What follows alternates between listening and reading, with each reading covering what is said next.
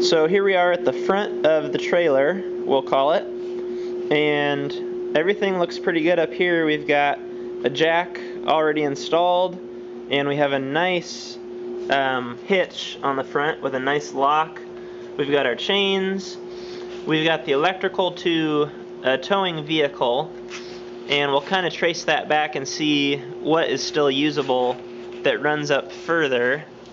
And then under here we have a winch, which would have lifted. You can see it's attached to this cable, and that would have been our lift for the camper. And I guess we'll see if that is going to be at all useful, maybe for raising an antenna or anything like that. We'll just have to see at the end, but maybe what we'll do there is cut our cable as long as possible to try and retain the use of that winch. But other than that, we've got our lift system here. We're going to pull all that off, and then we have our electrical here. We'd like to still have lights on it so that it's legal to tow. After dark is the idea. But we don't need a lot of this electrical that would have run other things in the camper. We can also take our gas line. We have our gas lines. We can take all those off. And I'm thinking we're going to enter from the back. We'll have a door on the back. So we can take off this step, I'm pretty sure. And that's just a few nuts, so we're not going to destroy anything by removing that in case we need it in the future.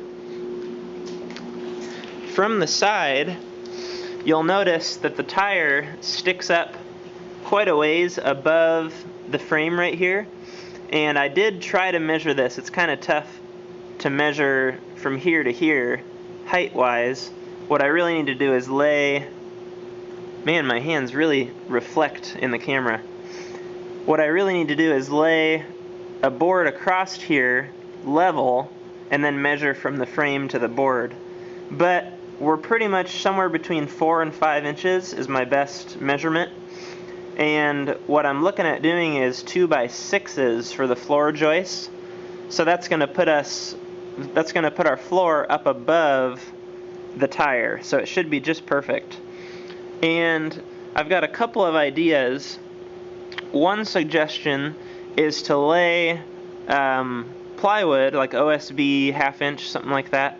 Lay that down and then secure our 2x6 floor joists to that, and then lay our floor, another layer of OSB, on top of that. So we would kind of have sandwiched 2x6s as our floor. I don't totally know if we need all that. It seems like a little bit of overkill. The big advantage there is to have something to secure to, but I don't know that running screws into our OSB is really enough. I'm sure it'll be fine because we're just looking at low speed, occasional travel around town at the most. It should never leave town for any reason. But I don't know. The other idea is to run our 2x6s just directly on top of the frame as it sits, and then have some 2x4 kind of stringers, I guess you'd call them.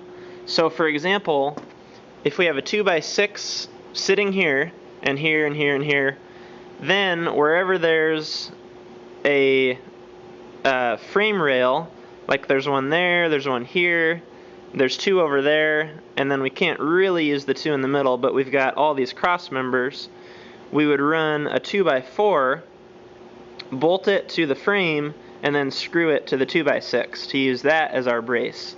And I'm thinking that's what I'm going to end up with. So we'll kind of make our design around that. So that's how that's going to look. Other than that, we're going to have our, like I said, our 3/4 inch floor, I think is what it's going to end up being. And then we have just our studded walls, which will be 2x4s all the way around. And we're looking at about a 7.5 foot peak on an A-frame roof. So if you picture from our doorway or our floor up 7.5, it's hard to get this in here, up 7.5 feet, and then that's going to come down each roof. It's going to come down and meet at about 6 foot on a 6-foot wall.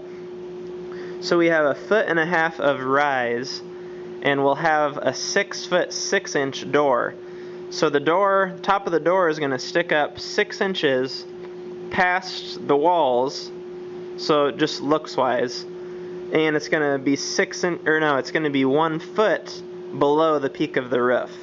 So let me set you down again, and I do have some drawings of kind of what that's going to look like more, and I'll show you those later on, but for now I'll just set you up and we're kind of going to do a time lapse of disassembly. So enjoy.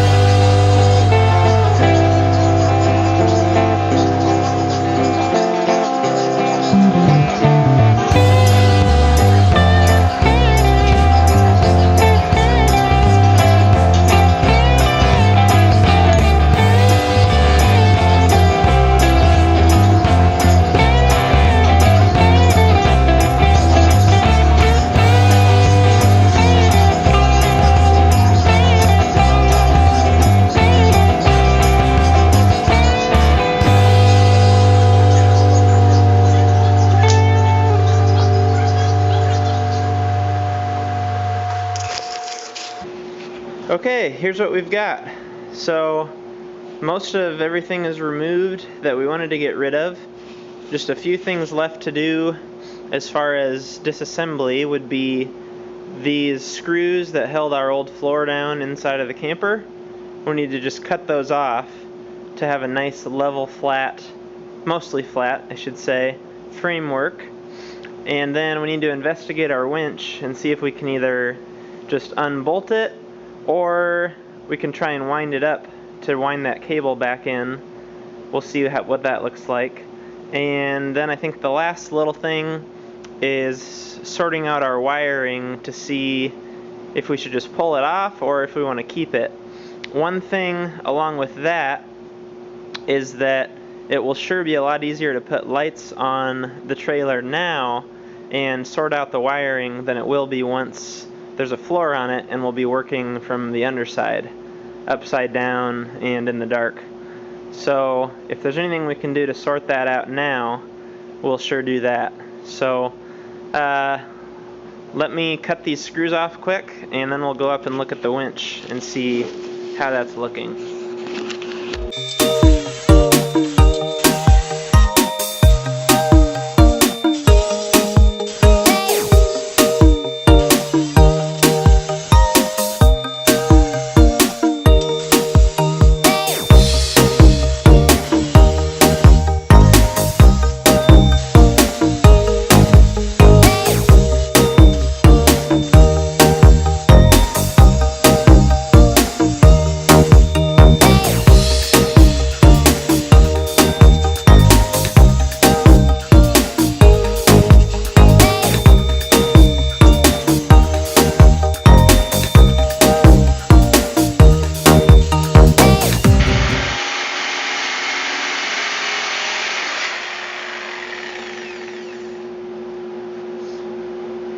Well, that was just fun. That's probably about all the blade had in it. So I'm glad we're done with that.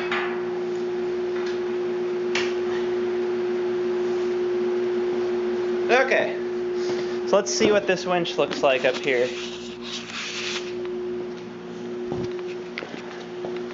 So it looks like our cover is held on with 2 Phillips screws. Actually only one, because the other one is broken. So we need to grab a screwdriver for that. And I'm thinking we'll just wind up this line for now, because the winch isn't really going to be in the way, and so we might as well just leave it on.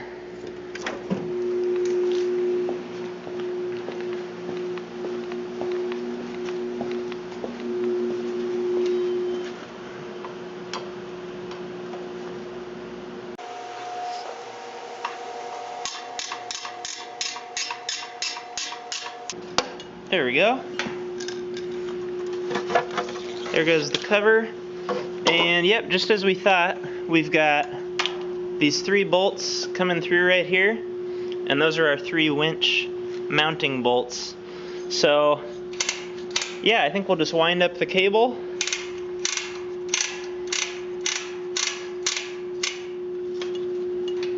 And I lost quite a bit of it because it was stuck inside of that lift mechanism. So if we do end up using this, and I don't even know how it's going to be used yet, but if we do end up using it, we might just go ahead and replace the cable at that point.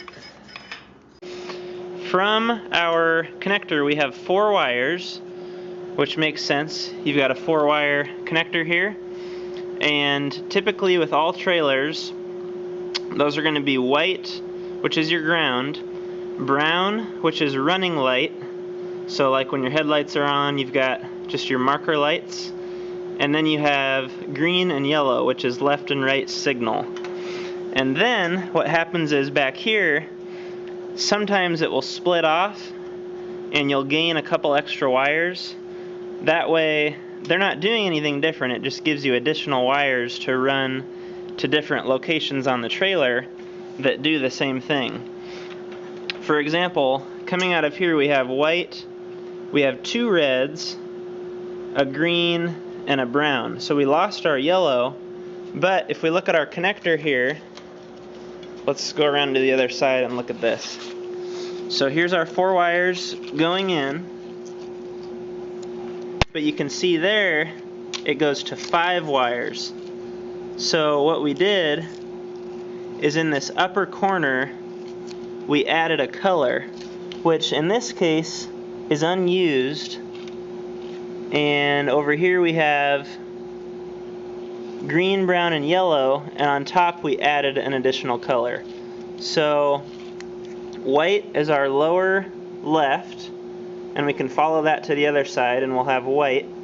In the middle should be yellow. Let's look at that. Yellow changes to,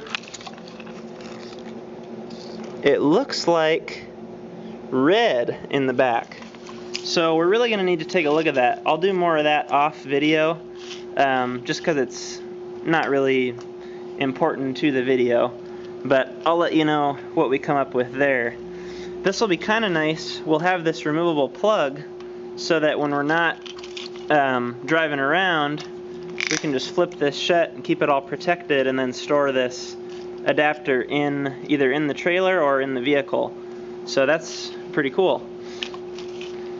Going back, we've got our white that grounds right away, and then we have our red that taps off into this, which would have run some sort of accessory for the camper, but we're not going to need that anymore, most likely. We could probably use it for interior lights, so that if it's hooked up to a vehicle, we're using the vehicle battery for the lights, but I don't really think that's a great idea. We'll see. We'll see what comes up with that. So then we've got, running back here, green, brown, and red. green taps off here, we're not going to need that. Brown and red keep going. And then we have this large red that comes off of our other red. So those run all the way back to the back. And what I'm wondering is what happened to our yellow, or what color it turned into. It's probably now our red. And the way that we're going to test that in the future is actually hook this up to a vehicle, and then we'll put a voltmeter on each wire. And for example, we'll put the left signal on, and then we'll see which wire is flashing voltage with the left signal on, and that's our left signal. Or we'll turn the headlights on and see which wire has constant 12 volts. That's our running lights, and then the same with the right signal. So we'll get all that sorted out here in the next little while. Other than that, I think I'll give this a coat of just black spray paint, just to kind of clean up some of the rust and make it look nice, because now is going to be the best time to do that. And we do have this tire that is a little bit torn up on the inside wall, so we'll see if that's going to be enough of an issue to replace a tire. And then I think we'll also do the wheel bearings just while we're in this stage. So that's what's coming up, and that's the new series. So thanks for watching, and I'll keep you guys updated and see you on the next.